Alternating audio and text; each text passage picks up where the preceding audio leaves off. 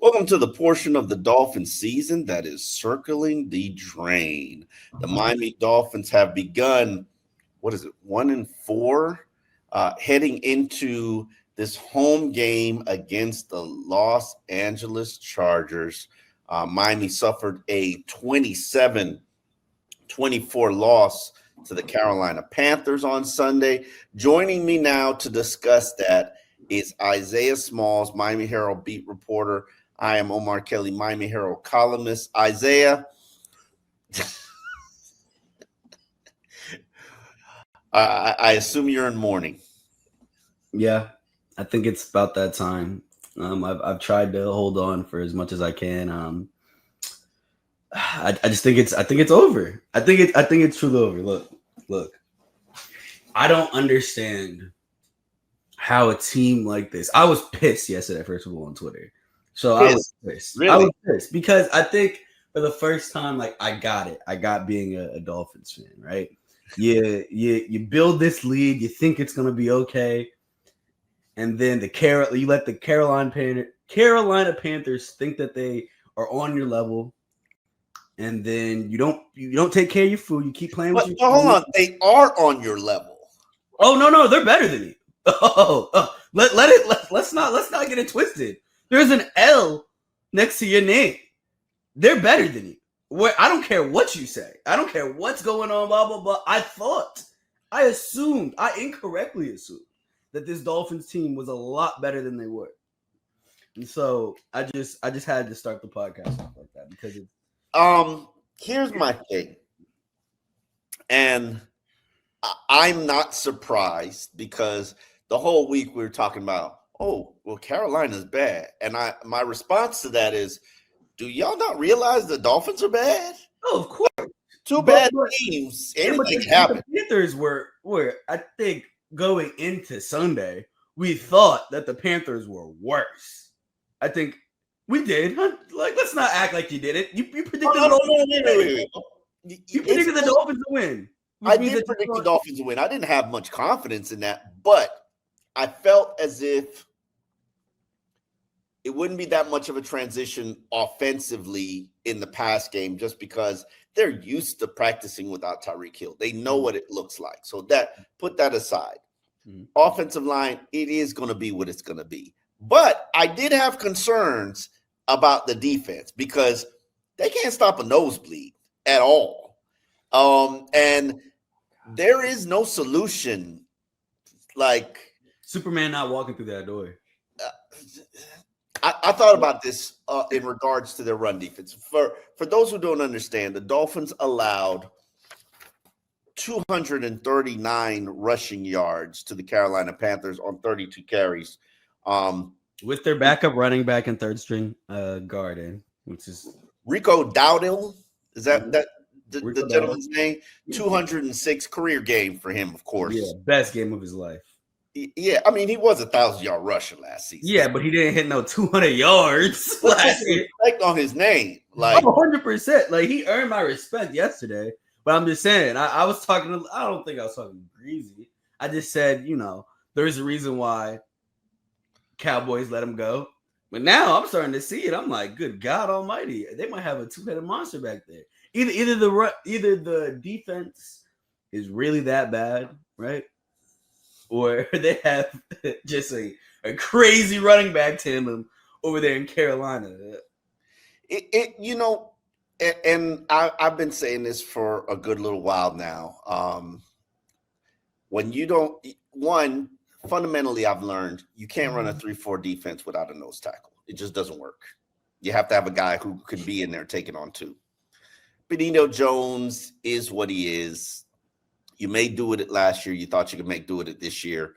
Clearly, it's not working. But not that Benito is the problem. What defenses are doing now is they're doubling Kenneth Grant. And they're just driving him back and back and back. And not just Kenneth Grant, but Jordan Phillips. The young rookies don't know what they don't know, and they are playing so bad.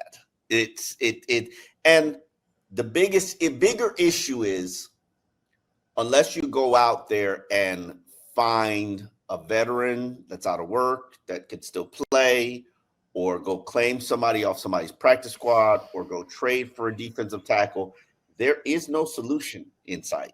There is no fix. No, this issue you could change. I think they've even changed their defense, what they're playing in the base. They've gone more to 3-4 fronts. Maybe they need to try a 5-2. I think they tried that 2 weeks ago. There was a game, they started the game in a 5-2. There is no recipe that's going to fix this. And until you can stop the run, you're just going to bleed out as a defense. And yesterday was proof of this because the Panthers were trailing big. It was a slow bleed out too, man. It was like, because my dad cut the game off. My dad lives in Winston-Salem, and he was like, I cut the game off at halftime because I thought it was over. And I was like, no, it was not over. It was not. It was a very slow bleed. And I think what it looked like, and I'm curious to, I know you're in the locker room and everything. What it looked like, I guess, from where I sat on my, comfy gaming chair watching the game, was that like they kept thinking that there was more time left and that they were still winning the game, right? Until like it was over. Nah, I think this. Did they realize that they were going to lose? Because they weren't playing like a team that realized they were going to lose. No, they were. I think they on the second to last drive. Even when you go into the third quarter and the fourth quarter, they weren't running. I mean, clearly because they couldn't run the ball, and they were 8 plays where the Dolphins ran the ball on first down for the entire game, and only 2 of them produced positive yards. That's a big problem, and we all had the question about what were defenses going to do now that there's no Tyreek. And I think the evidence is suffocate the run. Stop the run, make the run the top priority, and we'll figure out the rest when we figure out the rest. Even if we let Jalen Waddle get behind us, stop the run, make them one-dimensional, we're good. But defensively, the Dolphins are allowing the first 5 opponents to average 5.6 yards per carry. That is 1.22 yards above the NFL average. Not what's good, the average of the NFL, which is 4.36 yards per carry. They are allowing 59.7 more rushing yards than the NFL average. That is 60 yards more per game than the NFL. And keep in mind, none of these games, except for the Indianapolis Colts, are teams that have a victory that they just say, okay, we're going to run the game to close out the game. No, they're running at you late in the game because you can't stop it. And we've known this, and Anthony even said this. Defenses are going to copycat what other teams are doing because if you can't stop it, they're going to continue to do it. And we are now on game number 5 where the Dolphins will not stop the run under any circumstance and condition. And that is a faulty roster to the point where and I say this, and I say this with conviction, what you have in-house will not do. It's not going to happen with Kenneth Grant. It's not going to happen with Jordan Phillips. And it's polluting everything else. Now, Bradley Chubb can be better against run because he missed probably about 4 or 5 tackles. He cannot tackle to save its life. That's one of the parts that really like pisses me off. Like they might can stop a 3-yard gain from becoming a 50-yard gain, and they don't. And it just is like, one person. No. Hold on, wait a minute. This is the first time a back has gashed them. But I'm just saying in general, this team hasn't been good at tackling. Early in you can go back to previous podcasts, and I said this is not a good tackling team because they very easily they do a lot of arm tackles, a lot of throwing their bodies at people versus fully wrapping up and bringing the guy to the ground. Gang tackling, okay. It's awful. I could see that, but I have more of an issue about the defensive lineman being driven. Well, of course. Five, No, of course. That's Not where it saying starts. That's where it starts. But when you get into the second level, right, and now you got to make these tackles, right? That's where I'm failing to see like guys getting the guy on the ground, right? It usually doesn't happen until another 10 yards after that, and it's like, well, what are you gonna do there? Yeah, and Terrell Dotson left the game with a head injury. We don't necessarily know if this is a concussion. We weren't told he's in the concussion protocol, so They said it on the broadcast that he was taken away with a concussion. Oh, okay. Yeah. All right. Yeah. Okay. Well, it would be wonderful if they clarified that. Yeah, us. no, of course. Yeah. We'll get more clarity today. So, and so now we got Terrell Dotson in the concussion protocol. Obviously, KJ Britt replaced him. Your green dot player is not an easy player to replace. That's going to open up some competition between Willie Gay and KJ Britt. Willie Gay is more of a pass coverage specialist. KJ Britt is more of a run stuffer. But at this point in the season, you need to try everything. Including something that I said a while ago, which is maybe make Minka the green dot guy. Yes, not only just make Minka was a nickel cornerback, which I thought was a good move, especially now that Cornell Armstrong is battling an injury. Okay, Minka had to move to cornerback. He's playing close to the line of scrimmage. He's kind of your best defender, so it makes sense. He got an interception. He did not want to talk after the game.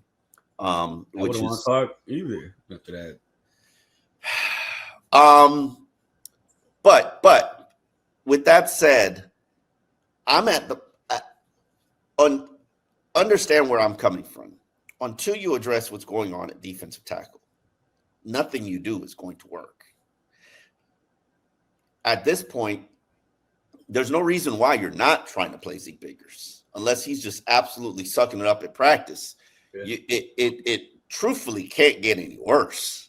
Like, how can it get worse than what you've got going on right now? How possibly? Please tell me.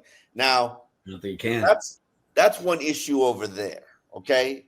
And I will say and acknowledge that, in my opinion, the defense is the number one issue on this team. Yeah. Oh yeah. For sure. I mean, people are, Tua produced a 122 pass rating. I don't know how he threw three touchdowns, but should Tua be 122 pass rating? I didn't see that. He's now a 100 rated quarterback, which means, your play is efficient. I don't really care about that. It's like y'all 1-4. Like, it don't really matter. Like, that's true. Rating, like, I don't look like y'all not winning games. My thing with this is I've always believed wins are a QB stat. They don't like to, we can debate all wins are QB left stat. And right. I believe it is, right? And so if your team isn't winning games, to me, that's why I get hypercritical of him in these situations, because you saw the text that I sent you right before the that second to last the last drive. I specifically said, and I quote, your boy better do it right now, or else this. Didn't he do it before? Didn't he do it? Didn't he do it? He did, but you're only as good as your most recent performance. Like, you know that. Like, I don't care if you did it the last drive. And I'm just asking you, he needs to give you 2 game-winning drives. Oh, of course. Yeah. Of course. I mean, maybe I'm asking a lot. And I can recognize that. Yeah. I can recognize that. But let's be honest, right? Like, in football, it never comes down to a one play or one drive or anything. It's a collection of all the things, right? It is. It's a collection of everything that happened, because there was a block that you missed in the middle of the second quarter that could have sprung somebody, that could have gone for a touchdown, right? Like, I'm not saying specifically in this instance. I'm just saying, in general, the inches add up. The inches do add up, and so I say that to say, like, look, like, it would, like, they had multiple drives in the third quarter and the second quarter that went absolutely nowhere, right? That went absolutely nowhere, and so it shouldn't have came. Why did they go nowhere? What? Because you're right. Because they're stuffing the run. They're trying to. They said, "Hey, look, we're going to take this away. We're going to just match our guys versus yours, and we'll see if you're better." Right. But I say this to say, right, like, they're with Tua, right, specifically, he's a quarterback that I prefer if everything else around him is perfect, right? Because he's not gonna, to me, at least in my opinion, he's not gonna go out there and win you the game on his shoulders, right?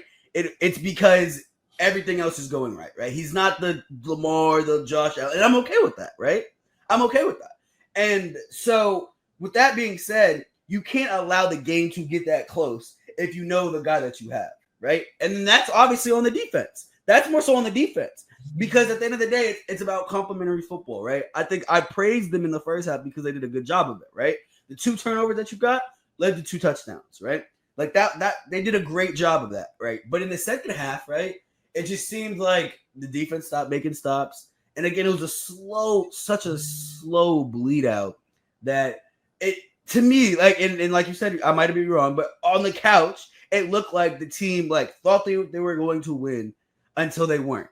And this is, and my one big issue that I have, right, is I don't understand. Maybe you can explain to me, why didn't McDaniel punt the ball at the end? I don't get why this is a controversy, because let's go into this situation here. Okay. Oh, I know. I understand how it looks. 4th and 12, like it's 4th and 17. It's 4th and 17. Yeah, damned if you do, damned if you don't. It's 4th and 17 at the Miami 15-yard line. You're trailing by 3. You have got 1 minute and 10 seconds left. Okay. Now you can go for it on 4th and 17 after just giving up a sack, having poor pass protection, which you got poor pass protection. You can't even deny that. Yeah. Like, your quarterback is antsy all the time in the pocket because he knows I ain't got nothing in front of me protecting me. And you got 1 minute and 10 seconds left in the game. If you were able to get 3 defensive stops, which they were on the verge of doing before Jack Jones gets a defensive pass interference. Oh my God! Don't get me started on Jack Jones. Please don't. I mean, this was one of his worst games. He's handsy. He's very handsy. They missed one early in the game, right on Tet. That was a really bad one, right? And they said, and whatever conversation was had, because you know, if you're a good player, you're gonna go to the ref and say, "Hey, watch this." And they started watching it, and then penalties started adding up, and they were usually in critical situations. They advanced the ball. Keep going. But basically, what I'm trying to say to you is, if Jack Jones doesn't get called for PI, they have to punt the ball, and you're basically got 45 seconds left to drive the length of the field to kick a field goal to tie the game.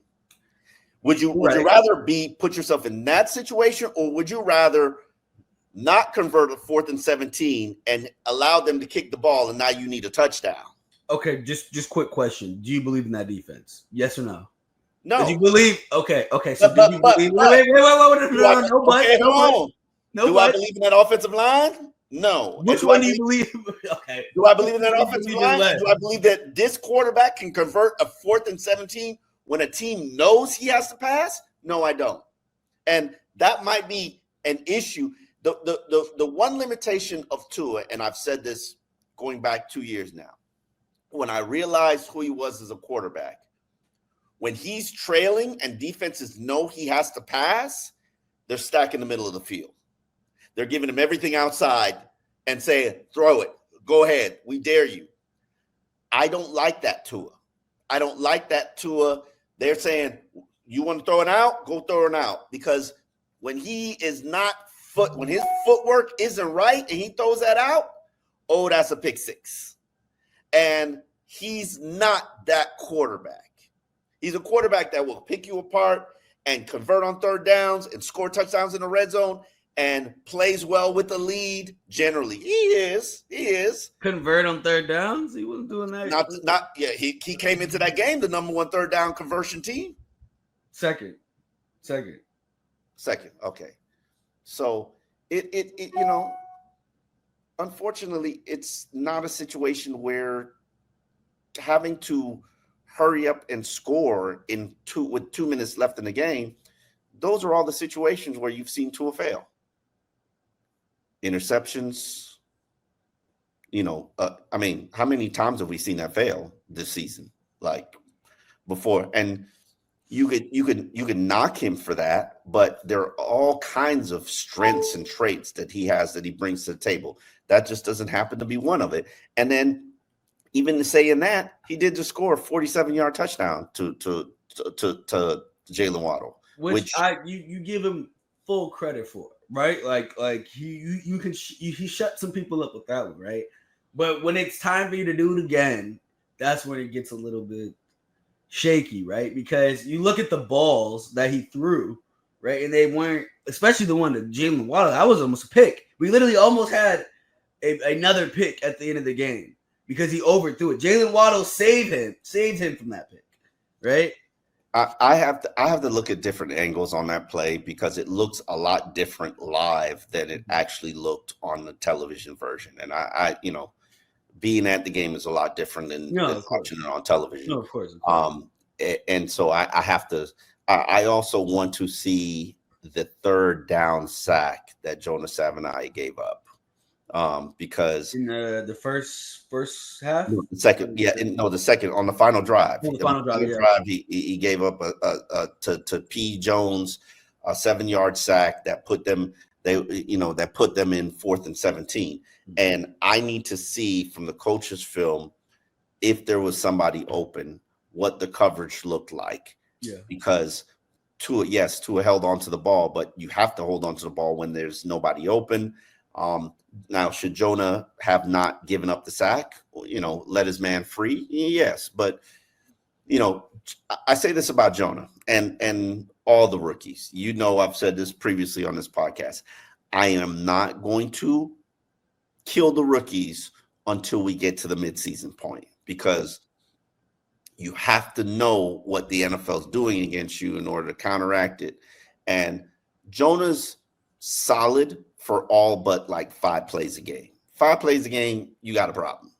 Now, that's everybody on the offensive line except for Aaron Brewer and Patrick Paul. Like, Larry Bourne going to be a problem for 5 plays a game. Cole Strange going to be a problem for 5 plays a game. Jonah going to be a problem for 5 plays a game.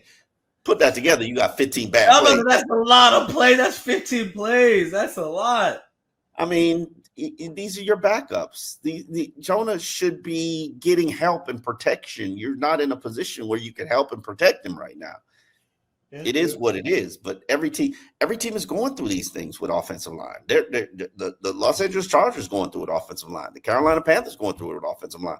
You should not make excuses. Hell, I'm looking at the Dolphins game, and they might have missed probably 4 sacks. Just not being able to finish and close. And you get some of those sacks, completely different game. There was a 3rd and 5 that he converted. Yeah. And that was the backbreaker for me in terms of the game. I can't remember the situation or the circumstances, but I think it was 4th and 5, and they allowed him to convert, and they allowed him to score on that drive. And I believe Jalen Phillips was like right there, sidesteps him.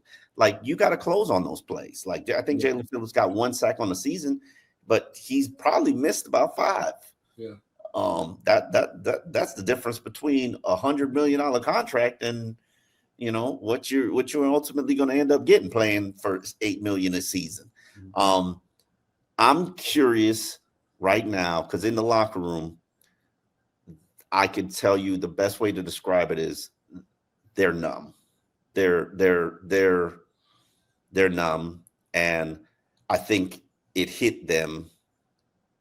We're bad. Before you can make an argument that we were unlucky or it was misfortune or growing pains or we were not handling adversity. Now you cannot make that argument. Now you realize you stink. Yeah, that's what I said. That was a tweet that I had. That was my last tweet before I dove in and finished my game story. Was like, I'm sorry, y'all. This team is bad because like I just knew they were gonna like score at the end of the game. Like so I was like, oh yeah, they got it. Like it's not a big deal. 3 and out on offense, and once they gave the ball back to the defense, I was I know it's over now. It's definitely it's over. I had zero faith that this defense was going to stop. No faith. No, because they had another game. That's to me the biggest issue and the biggest indictment of this team. And I know everybody's, Anthony Weaver needs to be the interim head coach and do this and do that. I'm like, I can't hand my team to the guy whose unit is the biggest problem. Yeah, I was gonna ask: is this an Anthony Weaver issue? Is this a personnel issue? It's a personnel issue. That's what I thought. It's a personnel issue. But then if you don't, and this is my personal opinion this week, what the issue is. You have absolutely no solution in-house. And if you don't go out and figure out something to go add to your team in order to address it, maybe not this week, but maybe not next week, but the week after that, you're setting yourself up for failure. You're setting yourself up to be fired. And they have to go get some more defensive tackles. I don't care who it is. It could be Matt Dickerson. You got to go do something. You have to do something because what you're doing is not working. And you can't sit here and say, oh, Kenneth Grant's going to come around eventually. Eventually when? What proof? And I'm not blaming it on him because Jordan Phillips is playing bad. Maybe Zeke Biggers comes in and puts a cape on and it all of a sudden is a defensive tackle. But you went into this season saying we're going to fortify our trenches. What's the problem with this team right now? It's the trenches. Straight trenches on both sides of the ball. Trash. And you can't build anything on a faulty foundation. It's pointless. And so, a lot of people are like, oh, well, why hasn't anybody been fired? Let me ask you a question. What does firing fix anything? How does firing fix anything on this team? Like, who are you firing that makes it better? Like, now, do I feel like people should lose their jobs or lose their roles because of their struggles? Absolutely. That's one of my other issues with Mike McDaniel era. Like, nobody lose their job, nobody lose start. Actually, that's not fair because Kenneth Grant lost his starting role this week. So, but like everybody on scholarship on a bad team. That's real. I just did a quick Google search and looked the available, interior defensive line options, and there's a familiar name on there. The first two names are very familiar. Obviously, Christian Wilkins, Raekwon Davis. Yeah, he's. Mm-hmm. But like, who's gonna help you on this? Like you can go. No. Medically, I'm checking them out. Maybe they don't help me at this point. And I said this last week on the show.